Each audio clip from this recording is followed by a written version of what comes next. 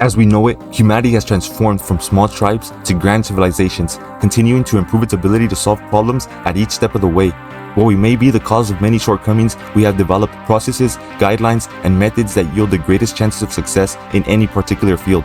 From an engineering perspective, one of the main steps towards success is managing the risk of failure.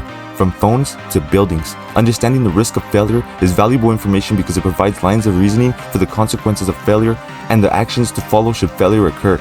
However, at this point in the timeline of humanity, we have yet to prioritize the risk of success.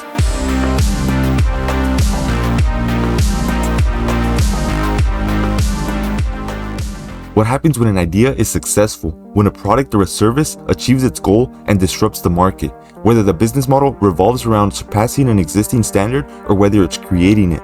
In the current system of capitalism found within the United States, it's difficult to gain an audience within most industries due to the hyper-competitive nature of people who only care about profit. Thus, one is incentivized to push the boundaries of what is possible. But is this always what's best for the consumer as originally planned? Let's take a look at the world of social media. Wireless communication via the internet is perhaps one of the most useful inventions that humanity has witnessed. In the modern age, it is nearly impossible to interact with the world without visiting one of the various social media platforms. Successful applications such as Facebook, X, Instagram, LinkedIn, YouTube, Snapchat, and so on are not successful because they want to better the world, but because they prioritize one thing: retaining user attention. No better instance to demonstrate this than TikTok, a platform that grew its notoriety to such a great extent it forced every competitor to copy its format. It learned from previous applications and created the perfect algorithm to maximize user engagement. While the effects of these applications on a societal scale are not black and white, it is clear for anyone living in a city that these social media platforms have consumed the minds of the youth. People are glued to their phones and stuck in a trance, seeking constant dopamine spikes. This philosophy suggests that there is a general trend towards repetition, where each individual serving is worth less and less over time. We can turn to the food industrial complex and see the exact same pattern. To succeed at selling food, you must make it addictive. Don't take my word for it. Take Altria, a company that began as a tobacco giant known for the Marlboro brand. In 1985, it purchased General Foods, which was behind popular brands like Jell-O, Kool-Aid, and Pop Rocks. Altria later merged its food business with Kraft Foods, which eventually joined with Heinz to form Kraft Heinz, one of the largest food and beverage companies in the world. This isn't a one-off example either. Other tobacco giants like R.J. Reynolds and British American Tobacco have followed similar strategies as cigarette use became increasingly controversial. But even if it was, or even if these companies no longer make any decisions that directly influence food products, it is difficult to deny that modern foods are anything but a combination of processed chemicals made to stimulate you instead of providing sensible nutritional value. This results in temporary happiness that is not satisfactory long-term. Likewise, we can pivot to an adjacent industry, the medical industrial complex, or as it's known, Big Pharma. Although our understanding of biology and how to treat an ill body is far from complete, the difference between what we know now versus what we knew 100 years ago is massive. However, that doesn't mean that the current network of pharmaceutical corporations have your best interest in mind. This is because maximizing profit means producing a consistent consumer base. Like we've seen in the previous two examples, producing a product that creates a returning client is valued more than producing what is most beneficial for them. I'm far from the first to say it, but a cured patient is a lost customer. The very people we trust to help us achieve longevity are incentivized to keep us in a constant state of need. I'm not saying that finding the cure for cancer is a walk in the park, but it doesn't make sense financially. Strives for new discoveries and technologies are not made with the intention to rescue you, but simply keep you afloat.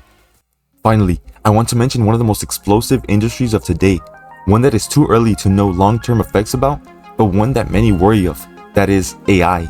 Computers have always been used to complete computations that would be practically impossible to perform manually. But in recent years, mathematicians, computer scientists, and engineers have realized the vision of people before them and created machines that seem to think on their own. While an independent artificial consciousness has yet to present itself, the trajectory of our efforts to produce a superior being indicate that we will see it shortly. Another field that is hardly understood by most people is quantum computing, an evolution of traditional digital computers that will likely revolutionize problem solving across every industry in the world. What happens when you have an artificial intelligence powered by quantum computers? Questions like this form the basis for assessing the risk of success, a step missing in the current development process of new goods and services. There are various other examples I could point to, but I think you get the memo. I'm not saying capitalism was crafted to produce these results, as it may just be the single greatest system that any given society has ever developed. However, that does not mean it is perfect. And just because a given industry highlights the flaws of human nature doesn't mean they should be shut down either. In reality, we would be worse off without many of them. Every case requires considerable knowledge and understanding, so I cannot present a blanket solution that would solve all of our problems, but there are things we could be doing to improve. When it comes to the medical industry, maybe they shouldn't be allowed to infiltrate the minds of every American with a constant barrage of advertisements. Maybe we shouldn't allow the private sector to own our politicians. Perhaps a government agency that examines the ethical nature of industry giants would do us good.